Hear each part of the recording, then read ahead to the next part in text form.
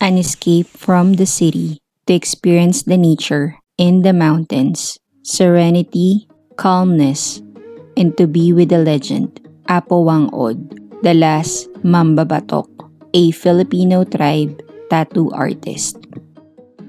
It was a 9 to 10 hours ride and a 30 minutes walk to reach the top of Tinglayan village in Buscalan. I signed up with Laya Malayag Travel Tours to join with other solo or group travelers. At the entrance of the village, you will need to write your name and which group you are included. And at that place, you can buy souvenirs, and we are told to buy the bamboo stick with the calamansi thorn that wahang-od will use for tattooing you.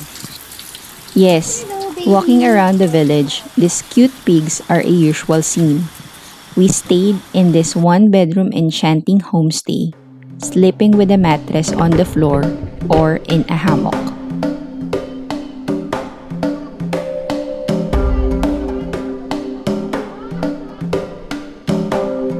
They told us we have a low chance to meet and get tattooed by wahang-od today. So we had our lunch, observed the locals, and roam around to check these murals and sceneries.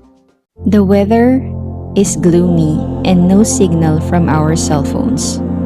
This made us hang out and get to know everyone in the group.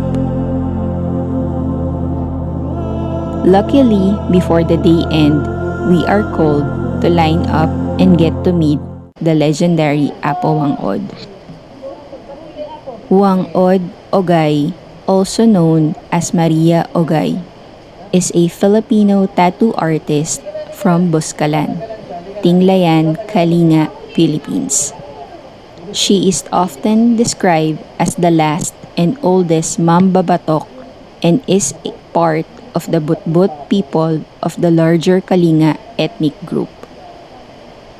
But now, she has already teach 2 of her nieces so that the Butbut culture of tattooing will continue to live on and be known in the world. You sit in front of her and point where you want to put her signature tattoo. Yes, I decided to only get her signature tattoo, not because I am afraid of the other beautiful design, but because to me, those 3 dots is her symbol, like a piece of a legend on my skin. She is meticulous with the calamansi thorn that she will use with the ashes and water as the ink.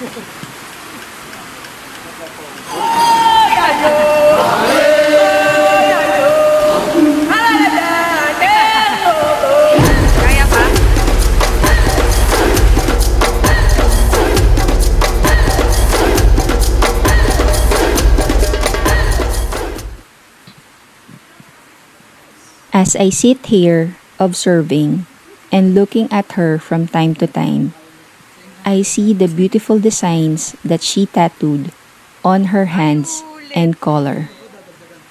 This petite old woman is so fragile. I feel that she is tired but still enjoys what she loves to do. She doesn't speak much and looks grumpy, but when she smiles, you feel the warmth. Everyone in the village respects her and treats her well.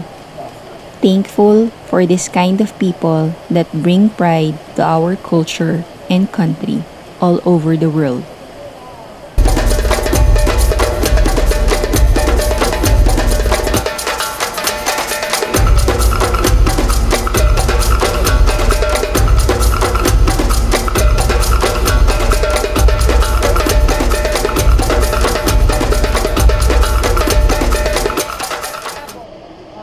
After our session, we got back to our homestay, ate dinner, and had conversations with the group, and just chill and enjoy the rest of the night.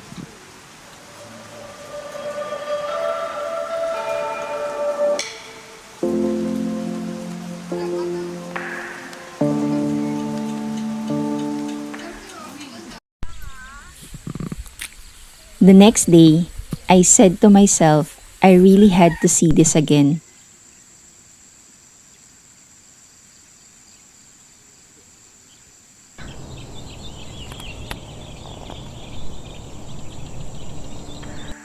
No people, no other noise, just pure nature, sound of nature, fresh air, this beautiful experience, and my love of sunrise or the sunset.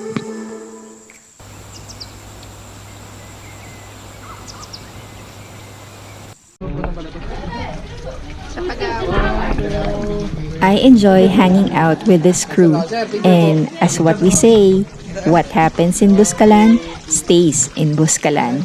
Video. Hi.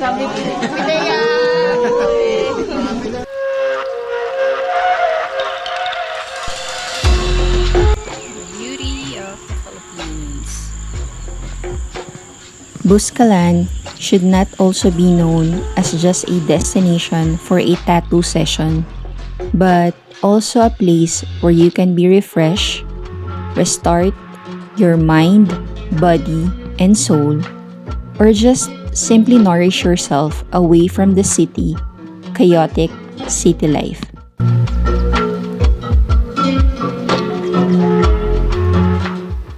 This is an experience that you can be proud of. A legit, legendary mambabatok is one for the books. Not every day you get to see or be with, and most especially for sharing her talent to us, Filipinos, but to all over the world. Proud to be Pinoy!